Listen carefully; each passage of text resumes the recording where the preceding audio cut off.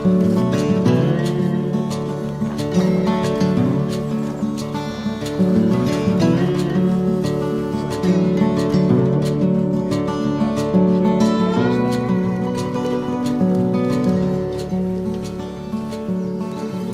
I'm out and about with Owlets of Wild Presentations again today, and we're out filming with the guys from the Stanford ringing group again. We're heading into the depths of this wood to a nest box where a Tawny owl chick is due to be ringed, and there you can see the nest box down in the wood there. As you can see, it's definitely a handheld day today, not a tripod in sight. This is the box where the youngster is. Adam's just tentatively peering into the box. You certainly don't want an adult tawny owl in your face. There have been cases of them attacking humans, but no parent bird in there today. 2 eggs were laid in the nest box, but only one has hatched. The other was obviously infertile. Here's the little owlet, as they're called. Like the last ones we filmed, 3 weeks old. What's the bill clapping? And the last ones we filmed should be out of the box now. They would have fledged the box. And they sort of fledge into the surrounding branches, and they'll still be being fed by the parent birds. It's going to probably be about another fortnight, maybe a little bit less, before this guy fledges. Just having his ring put on. You can see, like most birds of prey, how relaxed they are, because they're kind of apex predators. There's not much going to prey on them.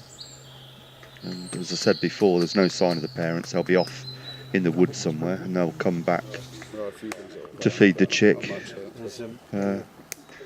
at night, because they are totally nocturnal, unlike barn owls. But sometimes there's a cache of food in the nest box.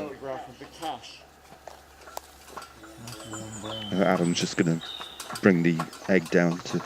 Let's have a look at that.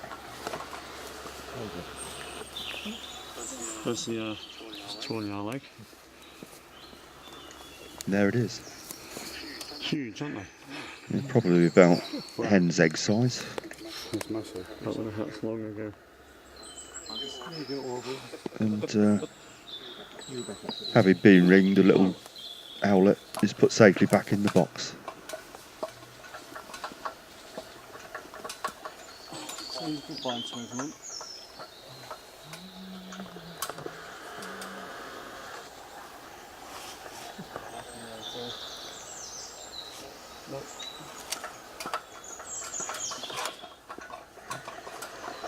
Excellent. We've just got to make our way back to the ringing station now. The red blood vein. And this is a new one on me. This is a blood vein moth. Don't think I've seen one of those before. And there's lots of cuckoo spit around today. Back at the ringing station now. There's a lot of young birds being ringed today. A lot of young blue tip. And this is a young tree sparrow. And this important information being logged. That's a sedge warbler. And there's a young blue tip. No blue on it at the moment, just that olive green colour, but that'll change as it reaches maturity. Just heading off on a bit of a walk now to try and find a place to put my trail camera, give it a proper test, and let's put it under the tree here. There's a bee box there, but just set the camera up now. I'm going to leave it here for a few days and see what it can find. Just heading back now, yet more cuckoo spit, and this is a yellow shell moth. So many species of moths, I'm not particularly good at identifying them. I'm pretty sure this is a common carpet moth. And cinnabar moth. Just going to spend another half an hour or so at the ringing station, see what comes in. As you can see here, if you blow on the bird's feathers in the breeding season, they have what's called a brood patch, which is a patch of skin with extra blood vessels in it, which helps to transfer the heat to the eggs and then the chicks. And this is a young,